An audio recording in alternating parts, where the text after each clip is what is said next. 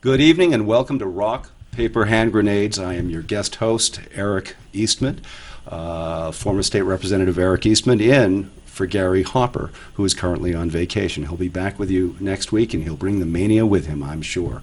We have a very distinguished guest this evening. I'm extremely proud to be able to interview her. I actually was able to serve with her in the New Hampshire State House recently for the years of 2014, 15, and 16. And you may know her actually as the state rep and the New Hampshire citizen who stood up to one of the major party candidates, nominees for president, last year during the primary and presidential election cycle. Katherine, I don't know what to say. I'm in awe of the chutzpah and the commitment that it took to do that, and it really garnered you a fair amount of notoriety. You've been seen, I believe, on major syndicated cable networks, Fox and Friends, if I'm not mistaken, with Sean Hannity. Yes, Fox, not Fox and Friends. That's a program in the morning, but yeah, Terrific. Hannity on his show, and I was interviewed on CNN right after it happened. I always like to mention that it was a really cold day, and I was actually planning to possibly be taken away by the police. So I didn't know what was going to happen. So I just was dressed for the occasion, which was I was not really well dressed. I was just dressed in a clothing that I thought would take me for any environment I might be put in. I really had no idea what would happen. And I just feel like I just don't know how to live any other way, and I was, of course, very concerned about the hypocrisy that Hillary Clinton was showing on the issue of rape, especially when she tweeted out that she believed rape victims, and then Juanita Broaddrick, who said that she had been raped by Bill Clinton, Hillary Clinton later went on to say that that there was new evidence that showed Juanita was not truthful. That's absolutely incorrect. There isn't any new evidence that has come forward that shows that Juanita Broaddrick is untruthful. I think she's very truthful. So you felt it was crucial at that time when the New Hampshire people were deciding who they wanted to support to bring the truth out, speak some truth to power? I would say not just the New Hampshire people. I knew that was going to go national really fast. Sure.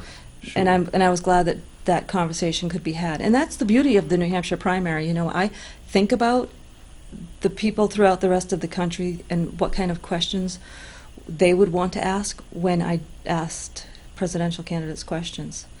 And doing your civic so duty. we do have something really special here, but I do think of people on the national level, definitely. Appreciate it. And that was reflected, actually, during your term of service in the New Hampshire House.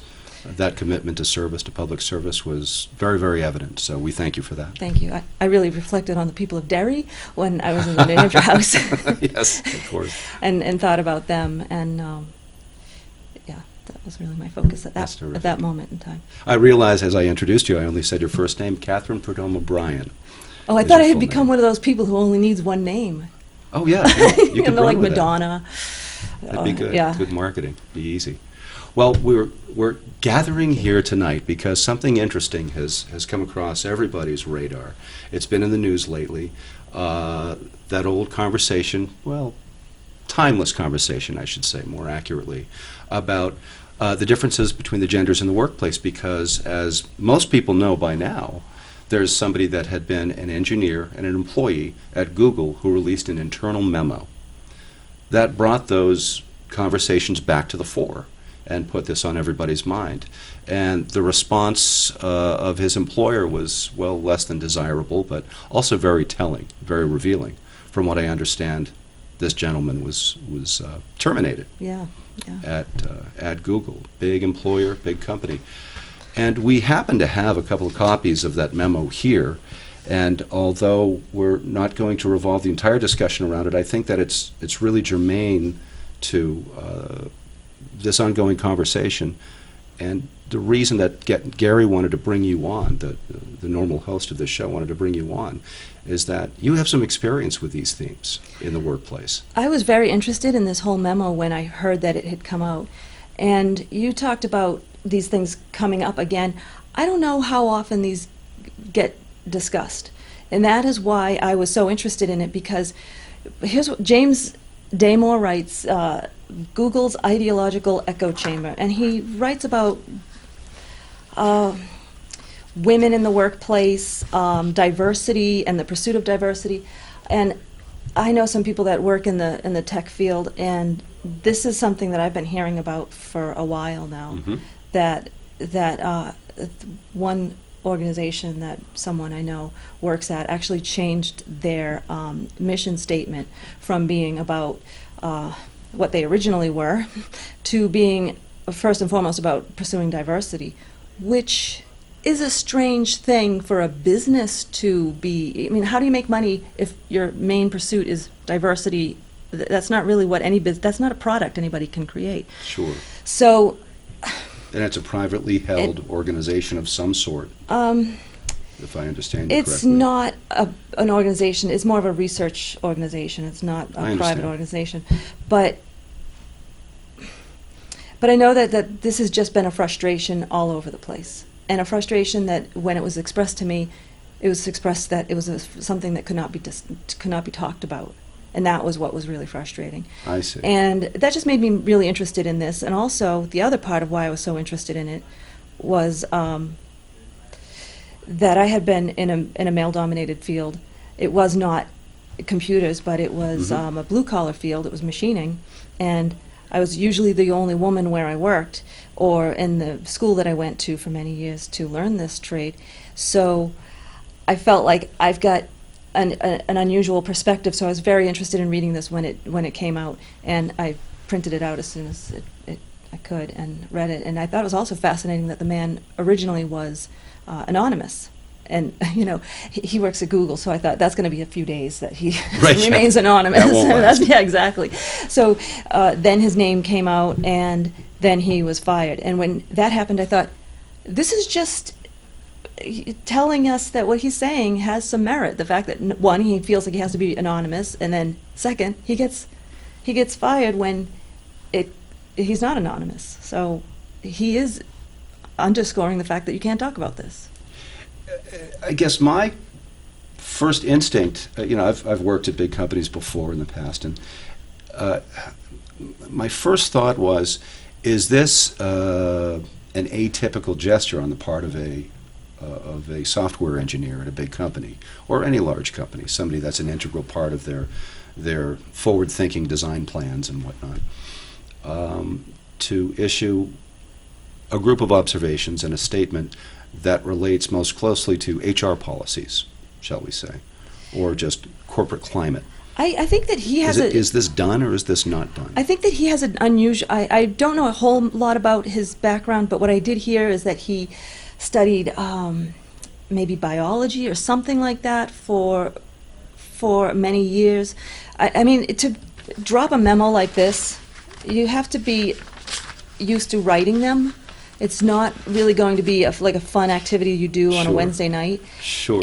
Unless you're used to having to write them for school. So to me, this looks like somebody that went to graduate school. Without a doubt that his capacity least, for at the integrating very least. analytics and metrics and whatnot is and really good. And having to pump these things out all the time. Sure. So I don't think it's done. I think he was in an unusual spot. I also think he's pretty bright and pretty young. And you can be a little bold when you're young and not think a lot about the ramifications. Or if he did, Sure. he may have also been thinking, I'd like to make a career change, and he doesn't have some of the ties that keep other people quiet, like a big pension to look forward to in a few years, or It's a good family, analysis. or like a wife that wants to stay there, doesn't want you to do this kind of stuff, whatever. Would you say, having reviewed it a number of times, as I know you have, and I have too, so thank you for passing it along, that the gist of this has the flavor of being the gesture of a whistleblower? Or Unfortunately, yeah. You would? Yes, unfortunately, I'm going to say yes. Okay. I don't find much of what I don't find anything in here that's really offensive. I mean, I looked for contradictions, and he talks about men's higher drive for status, and that's the primary metric that men are judged on. Then later in that paragraph that's on page 5, he talks about garbage collection. I'm like, that's not a high status job. But I'm looking for contradictions, and that's about the best I could do. Coal mining, He's talking. firefighting, That's because he changed garbage actually to collection. start talking about dangerous fields that men are more likely to go into, and he's absolutely right. Because if that wasn't the case, I wouldn't have been the only woman where I was working. Good point. You know, there would have been a lot more that were interested in doing that stuff, Good and they point. just weren't. They weren't there. I admit I know one female machinist, and I think I know 12 machinists or so, Okay. roughly. Yeah, living in Nashua. There's more of them in Nashua. You're from Yeah. Nashua, so there are a lot Sure. of those Sure. kind of jobs in Nashua. And I still, here we're talking in 2017, Yeah. in the latter half, almost the latter half of 2017, and I'm still able to declare that I find that unusual. So that does say something about gender disparities in a lot of trades. So I went back to help a friend find someone to work in his shop a few years after I graduated, and I was really surprised to see that there were a lot more females in the program that I was in. But then they closed the program, and I'm not sure what happened to those young ladies. Now it'd be about 35 now. But the field did have some challenges that made it difficult to stay in it as a female. I can tell you that. And I think I don't think that they're issues that a company is trying to do, or someone who runs a shop. I don't think they're trying to do this at all. I think that some of the problems women have just never occur to them. Just don't occur to them. So I was a musical instrument maker. This was great. This was like being a machinist and a jeweler in combination, and I really enjoyed that work a lot, because after I went to high school, That's fascinating. Thank you. I went to college and I studied music, and that's all I really knew I wanted to do. I didn't really have any other Sure. plans. And then I kind of ran out of money, and I was offered a job making piccolos and flute head joints, so I took that, and it was perfect fit. Loved the work, and that company, there was a woman there. She was the owner of the company. Her and her husband owned that company, and that was she was an amazing woman. And I forgot where I was going. I'm sorry. What were we saying? So the trajectory of my career. Then I worked at another company and I made flutes, and that was a wonderful job too. But one of the things I did to overcome the fact that I just naturally have less upper body strength was I changed the way I was doing one of the parts of my job, which was polishing tubing. Okay. And my aunt is she's a professor of occupational therapy. When I told her that I was having problems with my wrist, she said, "Well, so what are you doing?" And I explained it, and she said, "That is the absolute worst possible thing you could do. I've got my wrist extended, I've got vibration, I've got weight on my wrists, and I was trying to keep it all so even that I started to have problems with my wrist at the exact same, both of them at the exact same time." Okay. And being in that field, I'd seen so many flute players who were looking at surgery or a modified flute to overcome their own hand problems from repetitive stress, that I was not really confident that surgery was going to help me in the long run. That's just how I felt. I'd just seen so many of them. They thought they were going to be professional flute players, and then they had some injury and it didn't work out, and it was very sad. But I think women, have that. But the other part of my problem, when I had looked at other shops that were more traditional shops, not instrument places, working part-time was a crazy idea almost. And when I'm talking about working part-time, I was talking about working 37 and a half hours a week, meaning that I was not going to be taking lunch. And because I'm not working the full exact 40 hours, I wasn't getting the health benefits. I wouldn't have gotten pension stuff. I wouldn't have gotten any of this stuff, So why would that be a problem? But the people in the shop were annoyed that I was going to be getting special treatment because I'd be working part-time. And the reason I wanted to work part-time was to be able to get my kid from daycare. To handle basic life Family responsibilities, stuff. family issues. Stuff. Sure. So when And so that incurred some resentment from other employees. I did not end up taking that job. Okay. But that was one thing that was a problem, and I didn't feel like it was going to be a huge problem because the people seemed very nice otherwise, and they wanted to give me a job, so I figured management wasn't going to be a problem. And I would explain that, in the first couple weeks on the job, and I think that we would have overcome it. It would have been all right, but there was initial resentment. And then talking later on, in my life when I was home with my kids, I taught my kids at home. But when I was trying to think of I'd just like to get out of the house a little bit and maybe make some extra money, I did talk to some different shops, and the whole part-time thing was just, it seemed like, I could have been talking about traveling to the moon almost. So I just said, Just wasn't even something they would no, look at. I think, and I did see that, people working part-time in machine shops, but those were people that had worked at that shop for a long time, and they were retired people, semi-retired people who just worked, a little bit. But unless they knew you, they just didn't seem to be a concept they thought Do you about. think in that situation that gender was a factor, whether it was named or unnamed? Gender was a factor in my wanting to work part-time, I would say. Oh, yeah. Yeah, because I was balancing, this is what the author even talks about here. He talks about women, on average, look for more work-life balance. He's absolutely right, and that's exactly what I was doing. Sure. And when I started to get that hand injury when I was making flutes, that's when I said, I think I will just stay home. My daughter is having some problems, so we could afford it. My husband got a raise, so we decided I'll stay home with her. She's having the problems, and also she was having some problems with some bullying, actually, which is unfortunate. She's being bullied at preschool, and then I stayed home with her, taught her how to read. Did kindergarten with her. At the time, we did not have kindergarten in every community in the state, so I did that. And then so you exemplified this very work-life balance set of priorities. Soon after that, my husband's mother moved in with us, and she's still with us. And now I have the same sort of issue where I balance my life based on, will I be able to take her to the doctor? If you told me about a job that there would be no way I could take her to the doctor, I'd have to say, then Grandma goes to the nursing home, or I don't take the job, or which one do you choose? So it's not necessarily the case, at least based on what I'm hearing, that the fact that you were female and looking for part-time work in that instance weighed against you somehow. No, I don't think it was just the hours. I don't think so. If it was about,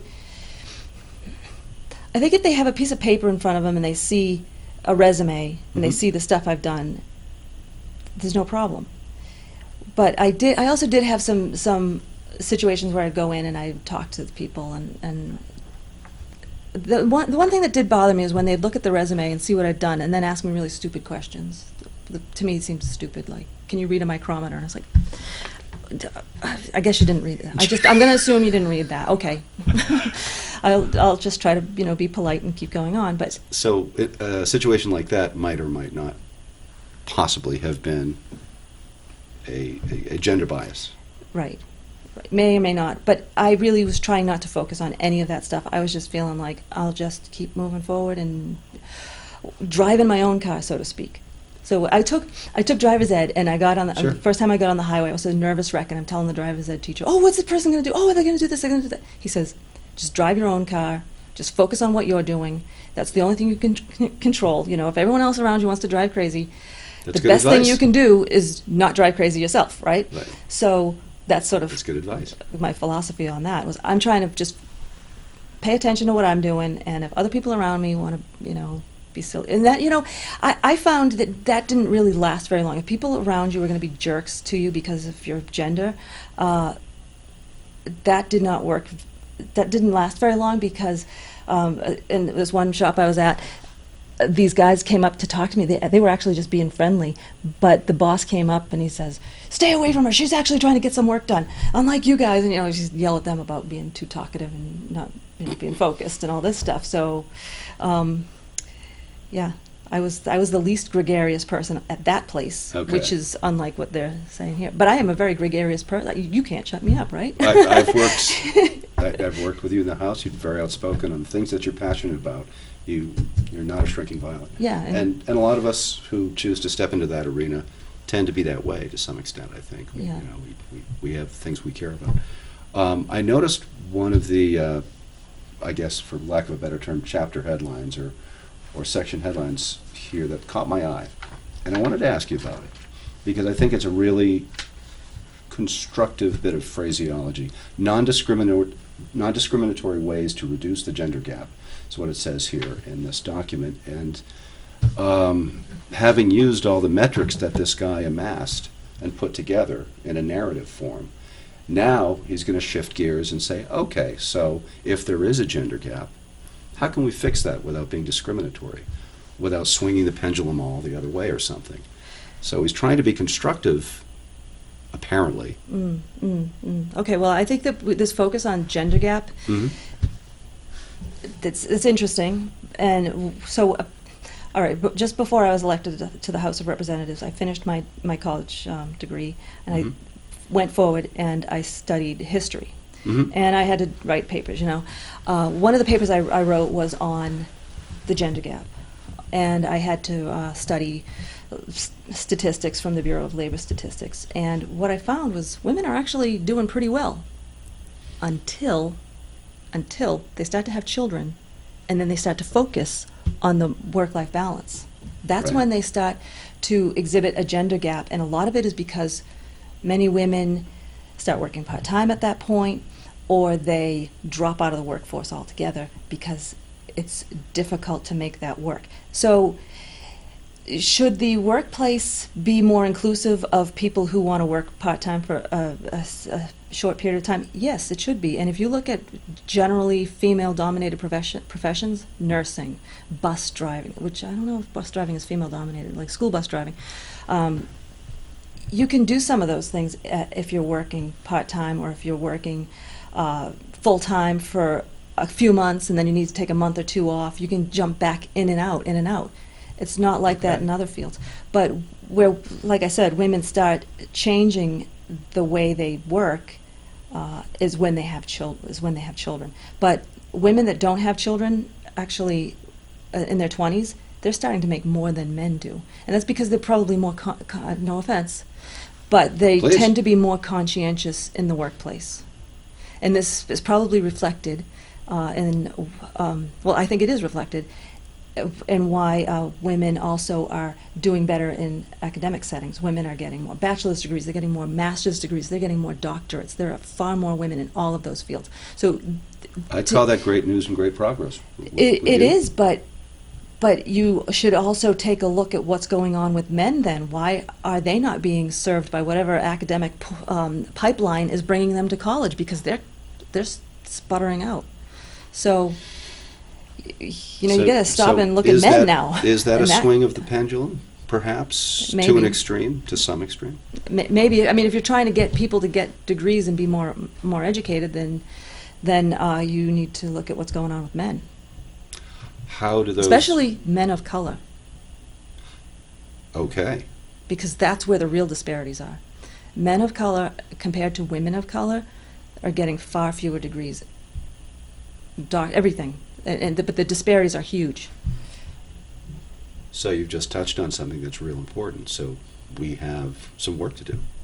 Sure. So is it fair to say that those are concerned about what has become a very popular buzz term? I think it's conjured by the media, but it's an important concept, social justice. Although I realize it's got an amorphous definition, and it depends on who's talking as to what it means. Yeah. But when one is concerned about we'll call it social balance, or socioeconomic balance, perhaps. Apparently, there's work for us to do. You have a little bit of experience. I know you and I have talked before about some of the other life experiences that you have dealing with not just the gender gap, but racial inequality, and those difficulties people have. Yeah. So clearly, we've got work to do, and there's no dispute that that's the case. So I think those that are exhibiting an awful lot of concern about those themes these days, here we are in 2017, they make a point. But it's how we go about it. Yeah. I think that's the big question. Yeah. Did you want to talk about the race issue? Why not? Because just the theme of discriminatory behavior, whether it's the workplace or elsewhere, is still on everybody's mind these days.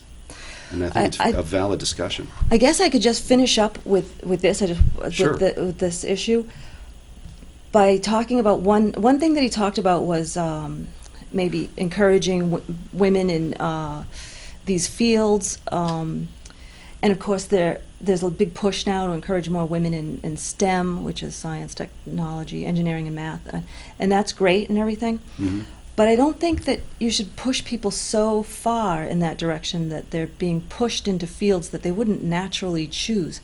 Now, I can look back on my own experience falling into machining. Okay. It was not something that I was naturally choosing. What I was really trying to go for was being able to own my own business and Okay. make a living.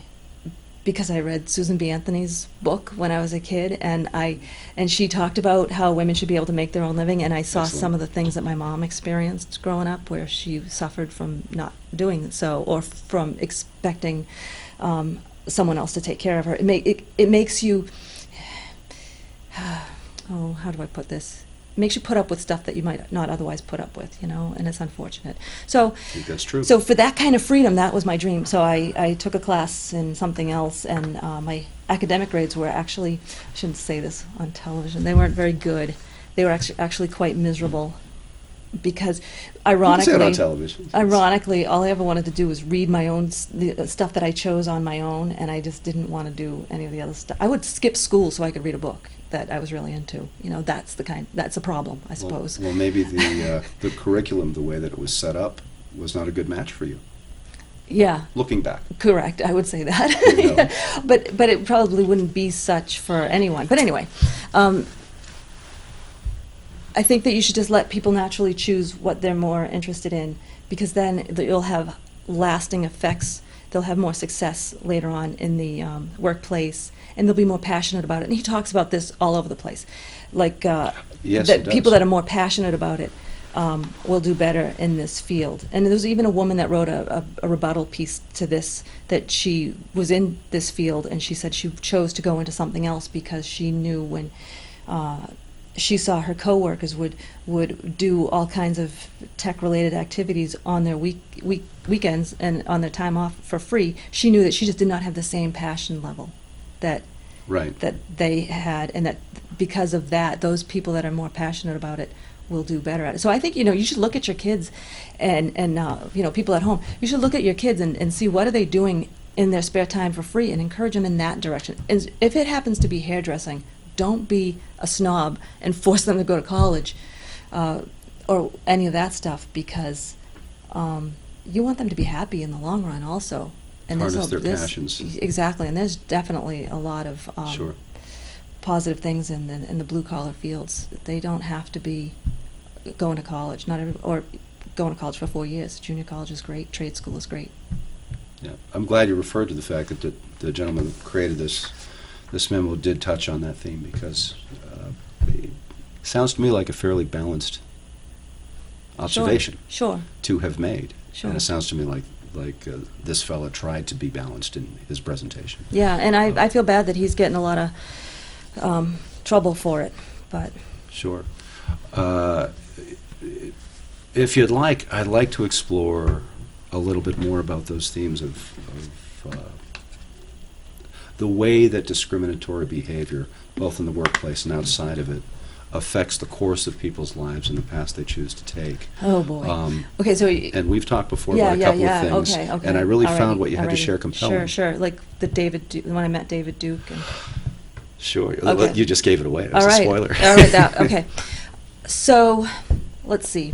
When I was 12, I stopped living with my mother. She went Sure. to Louisiana. We went to Louisiana with her and stayed for a little bit. And then my sister and I came back, and we would go down and visit her on our school breaks. Well, one year I was visiting. It was when I was 17, and I was at a Mardi Gras parade, and David Duke came up to me and introduced himself. Out of the whole crowd. Yeah, it was kind of odd, because he was just walking in the parade, and I was seeing that lots of people were around him, and I thought, who is this guy? Is he either, because he had the hair, he has big hair, a lot of Southern men, especially this was like the late 80s. No. John Edwards, let's say John, he had hair like John Edwards, that's not uncommon. And Oh, the other kind of big hair. yeah, like they blow The kind dry that it. stays up, not falls down. Yeah, they do that with their hair. So I figured he's either like a preacher at a mega church that other people seem to know, or he's a weatherman, or I didn't think a politician, but he comes up and he asks me if I was going to be voting in the next election, and I said, oh yeah, absolutely. I didn't tell him that it was not going to be in Louisiana, but I said, oh yes, absolutely. I turn 18 soon, and I'll be voting in the next election, absolutely. All right. And he just gave me his literature, and I told him that I would read it. And then I did that in the car on the way home, and I saw that he had all this stuff to say, but the thing that I remember was that he was talking about the National Association for the Advancement of White People, and that's like the white person's version of the NAACP, I guess. NAACP, sure. So I thought, okay, I guess maybe there's I was just trying to think to myself if there was a necessity for that, and I'm looking around. Somebody feels strongly about singling out a certain group. I mean, I guess it's fair play again. I don't know. I was trying to figure it out. And I'm with my cousin and her friends that are black. We're all in the car, and we stop at this convenience store, and there's all these black people around us, and I'm thinking, but here, is there really, I don't know if there's really a need for that, and I just felt like that might, I could see that the guy was kind of focused more, I think he was running for Congress or something, and I thought that was kind of a weird focus. He ran for a couple of things. For someone running for Congress, it was just real specific, going off on a tangent. I didn't think that, it was just odd. So I also did not want to bring that home. My stepfather is black, and I didn't want to bring that home and have him see it with my stuff and be feeling like I was a supporter of Duke, and he might not say anything, but he would be hurt. He'd wonder if you shared the agenda a little bit. He might wonder where I'm coming from. So when he and my mom got married, I was about 14, and they worked at a truck stop together. He was the head of janitorial services, and my mom was a cashier. And they both were fired as soon as they got married. And my mother told me that she was told that married couples can't work there. Like, you can't fraternize. The cashier can't I mean, there's anti-fraternization stuff in some companies, but a cashier and a janitor, man, come on. Yeah. So then she also told me that there were other couples that worked there that were of the same race. So I said, you should call a lawyer. That doesn't sound fair. That doesn't sound right. There's probably a law against, like, I'm 14, so I don't know exactly who to tell her to call, who wouldn't cost her a lot of money when she's just lost her job. It just didn't add up for you. Didn't make sense. Yeah, so they started their own company, and she said they just wanted to move forward and not do anything about that. But would David Duke's group, I don't know if it was a real group or if it was just a proposed group, the National Association for the Advancement of White People, would they have helped my mom with her legal battle, to keep her job? I mean, that's a good question, and I don't know if they would have done that or if they would have just laughed at her. But anyway, my stepfather was a really good guy, and he was kind, and he was gentle, and my mother did experience some discrimination from some other people that we were close to, and I am still brokenhearted about that because I saw that my stepfather was very kind and generous with his time and very helpful to those people when they needed help, yet was not even acknowledged as my mother's husband, but was called her friend, to be kept at distance. I just see that as a huge waste of getting to know a good person. That makes me very sad. Actually, I still feel sad. Sure. I understand. And he sounds to me like he extended himself, and he exhibited a lot of character in order to create bridges, build bridges with people. And even though he was being treated that way, he still helped them when they needed help. He just gave them help when they needed it rather than get angry. I'm still in awe of how he was. That's remarkable. How he was.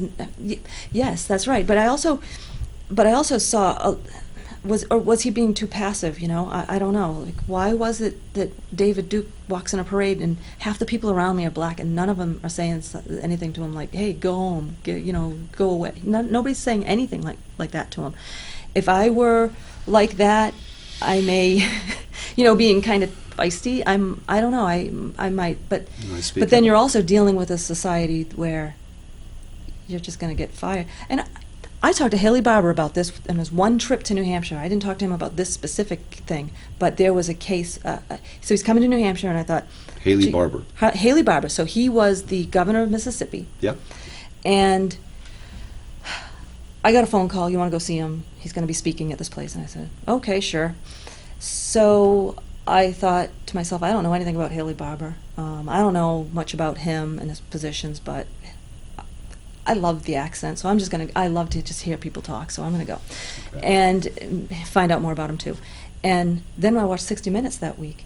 And on 60 Minutes that week was this old cold case of the civil rights era case in Mississippi of a guy who, the way they presented it, he certainly did not have his case. It was a murder case of a black man in Mississippi, and it wasn't investigated well. And the law enforcement in the community was also leaders in the KKK. So you can see where there may have been some conflict of interest in little collusion, truly investigating this. Okay, so that's a national show, 60 Minutes, and I watched it, and I'm sitting there with my mother-in-law, and I said, well, I guess I have a question for Haley Barbour next week. That was it, And so I asked him about it, and he said, I don't know what you're talking about. And I'm like, seriously, that was on 60 Minutes just a few days ago, and I tell you, if it was in New Hampshire or Maine or Massachusetts, certainly New Hampshire, a story like that coming out of New Hampshire on 60 Minutes, I would know about it.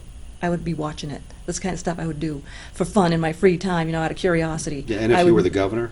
And if I was the governor, absolutely, positively, there's no way I wouldn't know about it. Sure. So I just told him I'd get the information to him, and then the next time he comes into the state, maybe he could give us some more information, and he can look into it, when he gets home, and then when he comes back to New Hampshire, maybe he can clarify a little bit more. I was polite, Mm-hmm. But then I also asked him about the flag, the state flag in Mississippi, which does have. I said, can I just ask a different question then? Mm-hmm. And that was. So let me just digress here for a second. This is in an open setting, an open forum. Yeah. He's speaking to a crowd. Yes. And you got a chance to get to the microphone and ask your questions. Yes. So people who think that I only ask tough questions of Democrats, they can get rid of that theory now. There you go. So I asked him because he had his friend with him who played for the Red Sox, and he was saying it's really American to be be a Red Sox fan or something, or I might be from Mississippi, but I'm part of you, and we're all one people, blah blah blah. Good politics, right? Yeah. So sure. I thought that's nice. So I said, well, is it an expression of Americanism to have the rebel flag in the state flag of Mississippi, or what do you think of that? Because we did fight a war, and that was not the side that won. And so I wouldn't call that a softball question exactly. I figured he's got to explain. People are curious. Plus, we're in the North. Yeah, and I don't know a lot about that issue. I haven't read a lot about it, but I just do know that Mississippi has it. So anyway, he just told me that there was a referendum in Mississippi, and the people overwhelmingly, like by 80%, voted to keep it in the state flag.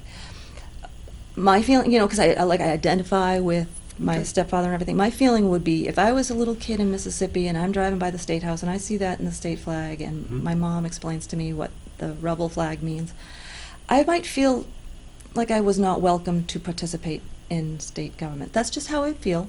I would feel like maybe I should just, I don't know, I might feel like that as a kid, and then I would grow up, maybe I'd feel the exact opposite and feel like I should get involved. But I don't know. But he didn't. He caught your notice because you had a sensitivity. Yes. You had seen it from the other side. And he didn't. He didn't really seem to have an opinion, which I thought. He grew up in Mississippi his whole life, and he should at least have an opinion on it. But I don't think that I think what he knew was that he couldn't have a politically correct opinion in the North on that issue, and he never came back. He decided he was done thinking about running for president, and he never came back. That's the last time he's ever been in this state. So that was a presidential visit. Yes. Did he announce, or was he on an exploratory tour? He was exploring, and right. Then this man came up to me afterwards. He was with this group, the African American State Troopers of New Hampshire, something like that. Which we just don't have a lot of African Americans in New Hampshire, so that I didn't realize there was a group. But he Statistically, mentioned that's that. a correct Yeah, statement. he mentioned that he was in that group. Yeah. He told me he thought that was a good question, so I felt like, okay, good. I'm glad you feel like it's a good question. But I think it's an honest question. I think it was going to be asked of him a lot as he moved forward. These people also, they could call me before they think about running for president. I can tell them the kind of problems that they're going to run into if they run for president, and then we don't have to do it in an open setting all the time.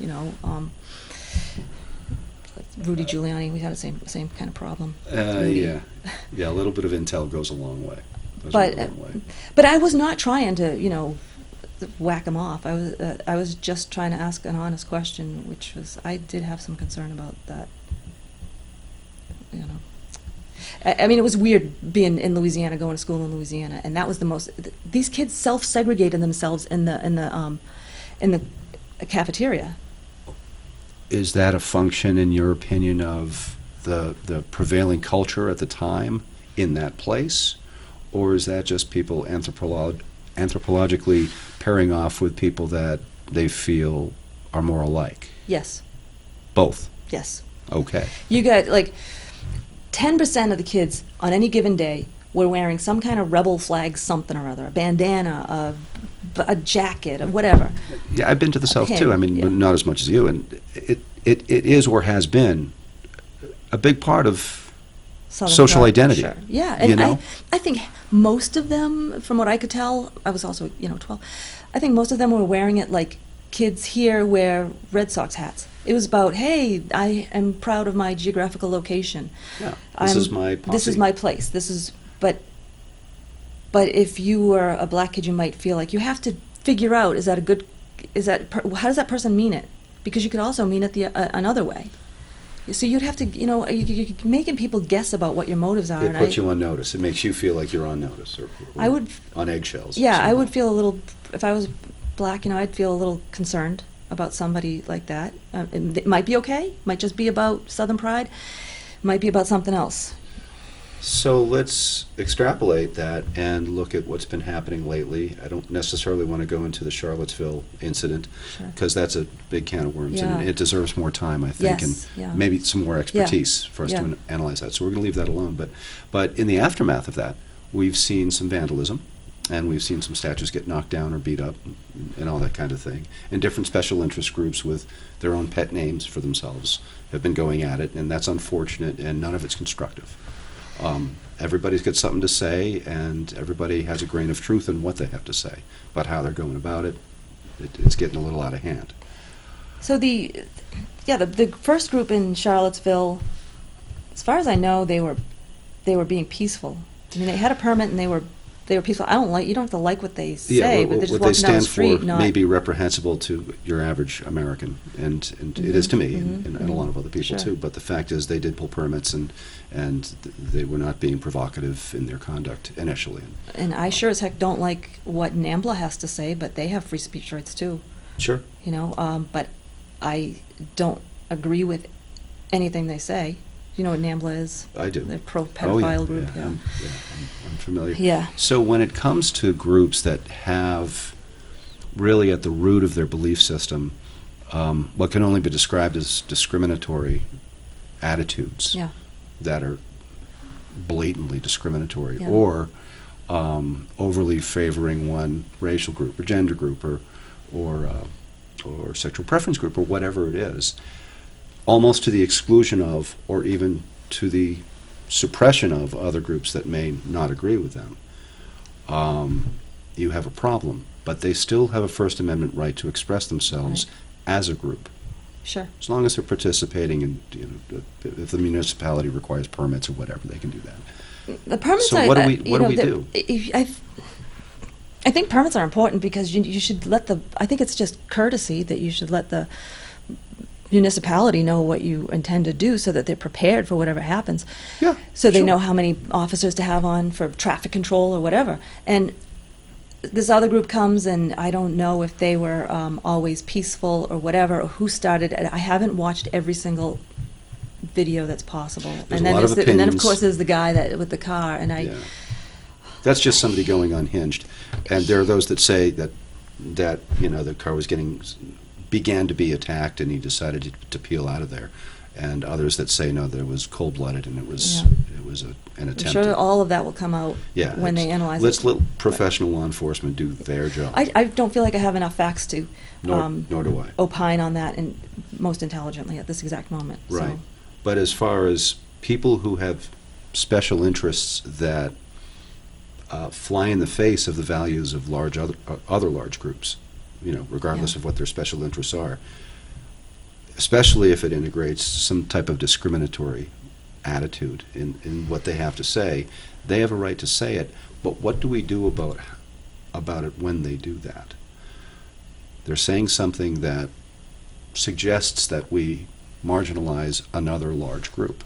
well, what do we say? Do we get baited by that? Not to keep going back to this yucky organization that nobody wants to even think about, but what do we do about NAMBLA? Do we hunt down the people that are saying that kind of stuff and physically hurt them? I think that we all kind of... At which point does that make us witch hunters of the 1600s? Yeah, if they're committing a crime, and we know about that, then we try to stop that in that moment. But Sure. but if they're only saying that this is their opinion about something, the only appropriate thing to do in that case is to express that you have a much different opinion and why.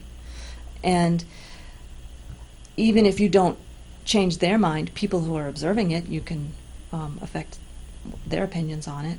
So you're saying don't suppress No, I don't think there's communication. We do Don't have suppress conversation. We do have a First Amendment right, but I also think that if people are talking like that, they're kind of telling everyone who not to hang out with and who not to be friends with, because that's just abysmal to be putting people into groups and making assumptions about them based on Group identity. how they were born. Okay, so just as it's not okay to discriminate against people because they were born with a lot of melanin in their skin, Mhm. you shouldn't do that for any group. You shouldn't do it for any ethnicity. Of course, now we have sexual orientation and that sort of stuff that we don't want to discriminate against people who are peacefully living their lives. But if you're born a certain way and you can't change that, it's not fair to be judged by that, because According to that. because Right. if you're being judged according to that group, you're not being judged as an individual anymore. And that is the beauty of our country, isn't it? That you can be the person that you are, and you're not judged on your ancestors or your a large group that. It's not always fair to judge you on a large group. Here's a Manchester angle. The French Canadians were often maligned at one time, and During the industrial age. Yeah, that's why That's very true. I brought this book. And this was a fascinating book. Book? I actually stayed up all night one night reading, just because I could not put this book down. It's about New Hampshire history, and it's who the hell is William Loeb? And that's by not a thin Kevin book. Cash. There's a I lot can't say I there. read the whole thing in one night, Sure. but there was a section in there about the whole Muskie situation, and I finally got all the answers about that story. That would I be was curious Edmund about. Muskie. Ed Muskie, yeah. Yeah. And how it was said that when he was the governor of Maine running for president, that he said something that he stood by and said nothing when his aide said terrible things about French Canadians. And then he got up on a soapbox in front of the Union Leader building, and he made a speech about that issue, and said that he never said that. There was snow, and it looked like he was crying, and because men, especially in the 70s, couldn't be emotional and have emotions, his campaign was effectively over after that. But he was also Because he defending looked his like he wife. was expressing empathy or Yeah, something? yeah. He was also defending his wife and all this. But anyway, I see. as I was reading that story, and I was reading what people were saying about French Canadians, I think for the first time in my life, I felt like, oh my gosh, it's not right to say that about people, because you can't help how you're born. You can't help. I couldn't help that I got a French Canadian last name when I was born, which is a French name, but Right. it's French Canadian too. I couldn't help that. That's just how it is, and it's just So terrible. no fair to People should- categorize you. You should be judged on who you are as a person. Individual merit. And when we start doing that to groups, we also we also rob ourselves of getting to know good people who are in that group. All that's... I think you just said a very wise thing, and I just want to, I don't want to glance off of it and then go off in another direction, because clearly we're good at talking for a long time. Yeah. What you just said is a real nugget of wisdom, because it really flies in the face of group identity that so many people these days in America right now, in this highly charged political climate, are glomming onto is identity politics, or just identity life management, Yeah. or group identity life Yeah. management. And if people don't take the time to develop themselves as individuals and don't identify as individuals, then there's going to come a point at which they're going to wonder why they don't, where they fit in the world, because these identity politics, so to speak, are really drawing people up into this groupthink kind of atmosphere, and they're losing an awful lot in the process. Yeah. And they don't know what these rights that we think are so precious, the constitutional rights and whatnot, Right. are for, Right. especially if we judge according to your group. Yeah. I also think people don't do enough education on their own, self-education, Mhm. which gives you the confidence to be your own person and know who you are and what matters to you and what's important to you. I used to read to the I just And you still do speak this. as an educator. Yeah, Don't you? and I love books, and I tell have you done this where they invite you to an elementary school because you've been a state rep and they ask you to be a celebrity reader? Yes. Okay, I love that. Oh yeah, and as an actor, they probably love you. Well, I tell the kids, I tell the kids that sometimes I get so excited about some of the ideas in books that I have to stop. I have to close the book and do this. Isn't that so dorky? I'm the biggest nerd. But then in one class, I asked. Great. The first question I said was, "Hey, there's some really cool kids in this class. I want to know who the cool kids are." There's always like one or two in the class. It's a kid that brings a book to recess, or is always going to the library, and it was so cute. They all point. They're like, "Oh, that's her. Oh, that's her." There's always like one or two. So I said, "Oh, those are the cool kids. Those are the kids that are going to grow up to change the world. So you might want to get in good with her and be her friend." And Way to pump up yeah, the class geek. yeah, I know. That never happened to me. I was always just Yeah. on my own. Yeah, because I was that kid. You threw some serious street cred. The class dork. Yeah, I hope I did. I hope and the kids are really, they call you a guest reader or a celebrity reader or something. So I don't feel Yeah. like I'm the most important person in the world, but when they come in, the teachers are all like, "Okay, kids, give the kid, all right, let's get out of her way. Everyone move aside, sit down, everyone be quiet. Here she comes." Like, I am.